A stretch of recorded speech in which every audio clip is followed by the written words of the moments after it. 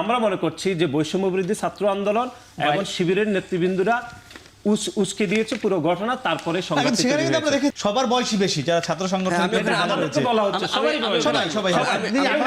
শেষ করেছে বলছিলেন ছাত্র সংগঠন দেখাতে পারবেন না আপনি। আমাদেরকে বঙ্গভবনের ক্যান্টনমেন্টে নিয়ে যেতে চেয়েছিল, সেখানে বিএনপির কোনো নেতা ছিল না, জামাতের নেতৃবৃন্দ ছিল না, তারা তখন ছাত্রদেরকে নিয়ে যাওয়ার প্রয়োজন বোধ করেনি। এত যাচাই বাছাই করার পরেও তাদের কমিটিতে যদি থেকে যেতে পারে তাহলে কি পরিমাণে ছাত্রলীগের মধ্যে এখনো আছে, তাহলে গুপ্ত সংগঠন আসলে কারা?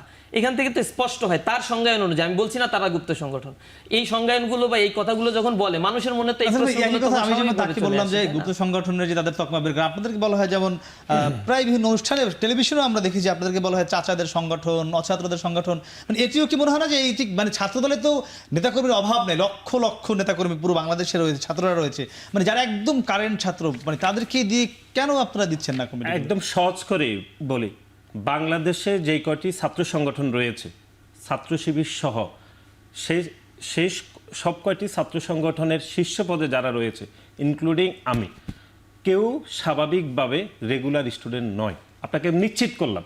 এবং সেটি জনাব এখানে সাদ্দাম রয়েছেন, ওনাদের সভাপতি জনাব জাহিদ এর আগে যিনি ছিলেন উনি আমার 1 বছরের জুনিয়র ছিলেন, এবং ছাত্র ইউনিয়ন, ছাত্র ফেডারেশন, সমাজতান্ত্রিক ছাত্রপণ, কেউ তাদের ওই সংগঠনের শীর্ষ নেতৃত্বদের কেউ রেগুলার স্টুডেন্ট নয়। এটা আমি একটা শতভাগভাবে নিশ্চিত করলাম। এর বাইরে আমি যেটি বলতে চাই সেটি হচ্ছে জনাব সাদ্দাম এখানে ওনার বিষয়ে যে বক্তব্য দিয়েছেন যে বিশ্ববিদ্যালয়ের একটি কোথাও নাই দলীয় রাজনীতি বন্ধ থাকবে, এটি খুবই ভুয়া যুক্তি, এটি এক ধরনের প্রতারণা। আমরা স্পষ্টভাবে বলছি যে আপনি খুলনা বিশ্ববিদ্যালয় পড়াশোনা করে সেখানে গোপনে রাজনীতি করে আপনি এখন ছাত্র শিবিরের কেন্দ্রীয় সাধারণ সম্পাদক হয়েছেন। এটি খুলনা বিশ্ববিদ্যালয়ের প্রত্যেকটি শিক্ষার্থীদের সাথে প্রতারণা করা হয়েছে, বাংলাদেশের প্রত্যেকটি মানুষের সাথে প্রতারণা করা হয়েছে।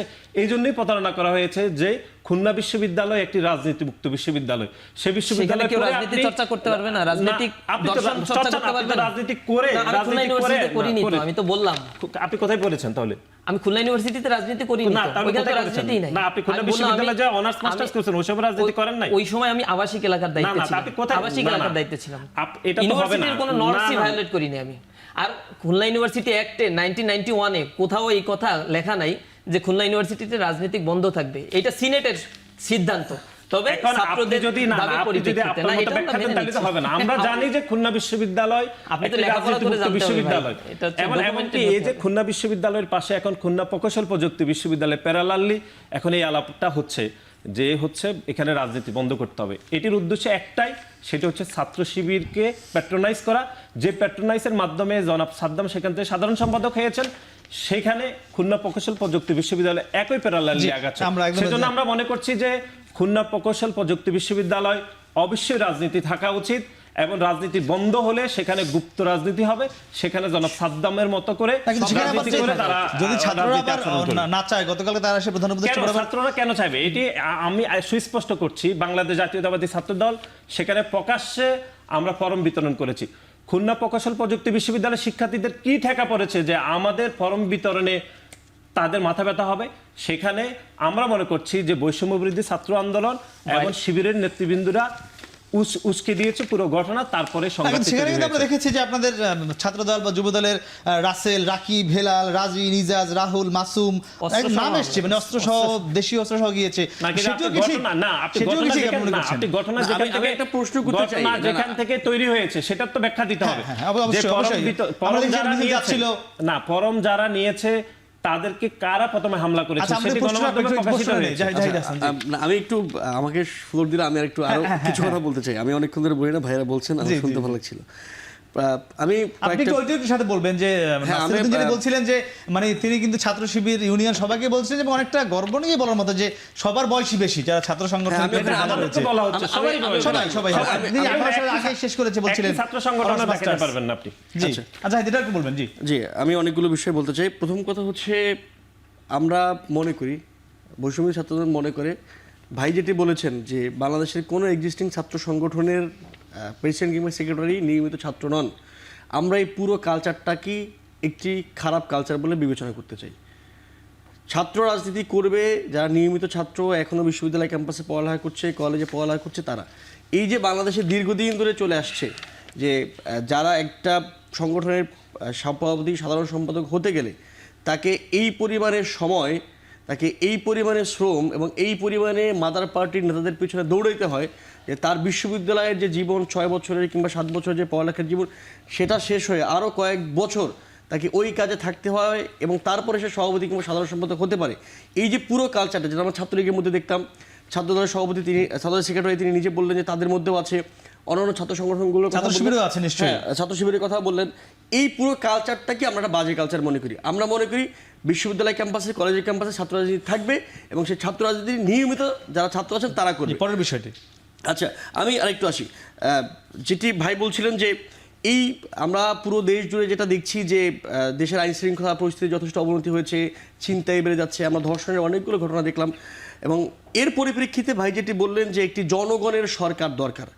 এই যে জনগণের সরকার দরকার, এই সরকারটা তাহলে কাদের? কারা 5ই আগস্ট শেখ হাসিনা পতনের আগে ক্যান্টনমেন্টে গিয়েছিল? আমরা গিয়েছিলাম? কোনো ছাত্ররা গিয়েছিল? বৈষম্য ছাত্রদের কোনো সমন্বয় গিয়েছিল? 5ই আগস্ট সন্ধ্যাবেলা কারা বঙ্গভবনে প্রথমে ঢুকেছিল? কারা আমাদেরকে বঙ্গভবন এবং ক্যান্টনমেন্টে নিয়ে যেতে চেয়েছিল? সেখানে বিএনপির কোনো নেতা ছিল না, জামাতের নেতৃবৃন্দ ছিল না, তারা তো তখন ছাত্রদেরকে নিয়ে যাওয়ার প্রয়োজন বোধ করেনি। তো এই সরকারটা কাদের? এই সরকার গঠনের সময় বিএনপি সেই টেবিলে ছিল না।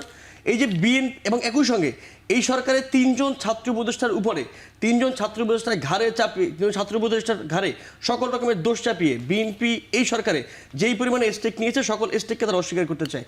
শুধু 3 জন উপদেষ্টা দিয়ে কিংবা 3 জন উপদেষ্টার অধীনে থাকা 4টি কিংবা 5টি মন্ত্রণালয় দিয়ে একটি রাষ্ট্র চলে, একটি সরকার চলে। অন্যান্য অর্গানগুলো ফাংশন হচ্ছে কাদের দ্বারা? অ্যাটর্নি জেনারেল কাদের? আমরা দেখিনি অ্যাটর্নি জেনারেল বিএনপির সাবেক মানবাধিকার সম্পাদক আমরা না, আমি একটু শেষ করি। এই যে এরকম রাষ্ট্রের বিভিন্ন পর্যায়ে বিএনপির লোকজন থাকার পরেও বারবার বিএনপি এবং ছাত্রদলের পক্ষ থেকে যে 3 জন ছাত্র উপদেষ্টার ঘাড়ে, 3 জন ছাত্র উপদেষ্টার ঘাড়ে সকল রকমের দোষ চাপানো হয় এবং বলা হয় যে এই সরকারটি জনগণের নয়, এই সরকারটি সঙ্গে তারা সংশ্লিষ্ট নয়। এই সকল কথাবার্তা বিএনপির পক্ষে পরিহার করা খুবই জরুরি। দ্বিতীয় যে ব্যাপারটি বলা হচ্ছে যে এখন একটি জনগণের সরকার দরকার, জনগণের সংসদ দরকার, তাহলে ছাত্র সংসদ কই? কখনো তো ছাত্রদলের নেতারা এই কথা বলেন না।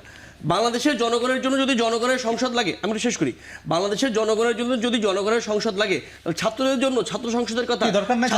একবার আমি শেষ করি, দিচ্ছেন না কেন? আমি জাহাঙ্গীরনগর বিশ্ববিদ্যালয় চান না আপনাদের না চান? আমরা তো অবশ্যই বলছি, বারবার বলছি, খুব দ্রুত দিতে হবে ছাত্র সংসদ। আমি বলছি দ্রুত দিতে হবে। আমি দেখেছি জাহাঙ্গীরনগর গিয়ে বিশ্ববিদ্যালয়ের তফসিল দিয়ে এসেছিল ভিসির কাছে এবং সেখানে কিন্তু সেদিন তফসিল ঘোষণা আর হয়নি। এটা কিন্তু গণমাধ্যমে না, সেখানে আমরা একটি সংস্কারের জন্য আমরা একটা লিখিত রূপ দিয়েছি। তো এটা তো এটাই প্রমাণ করে না যে আমরা নির্বাচন চাই না, আমরা দিতে পারি না। আমরা সংস্কারের জন্য আমরা লিখিত প্রতিবেদন দিয়েছি। সংস্কার দরকার নাই, দেশের জাতীয় রাজনীতিতে সংস্কার চলছে তো কেন? 11টি সংস্কার কমিশন হয়েছে, 5টি অলরেডি জমা দিয়েছে, বাকিগুলো জমা দিবে। সংস্কার তো চলছে, সংস্কারের প্রক্রিয়া চলছে। বিশ্ববিদ্যালয়ে বেশি দরকার একটু না, সবকিছুতেই দরকার রয়েছে। আমরা সংস্কার দরকার, বিশ্ববিদ্যালয় দরকার নাই। হ্যাঁ, বিশ্ববিদ্যালয় দরকার। আমরাও বলেছি যে ডাকসুর যে নীতিমালা রয়েছে সেই নীতিমালায় কিছু পরিবর্তন করতে হবে। এই পরিবর্তনটা জাতীয় সংসদের মতো না বা একটা দেশের মতো না যে সংসদ অধিবেশন ডাকতে হবে, সব দলের সহমত হতে হবে, বিশাল এক কর্মযজ্ঞ না। একটা ক্যাম্পাসের মানে গঠনতন্ত্র সংস্কার করতে খুব বেশি সময় লাগার কথা না। এটা জাস্ট 2-3টা মিটিং করলেই। গতকাল আমরা দেখেছি সিলেট মহানগর জামাত সিলেট এমসি কলেজের যে একজনকে পিটিয়ে আহত করা হয়েছে সেটি নিয়ে ছাত্র শিবিরকে দায়ী করে তারা বিবৃতি দিয়েছে। আপনাদেরই মুরব্বী সংগঠন বা আপনাদের অভিভাবক সংগঠন জামাত, এটি নিয়ে আপনাদের প্রতিক্রিয়া কি?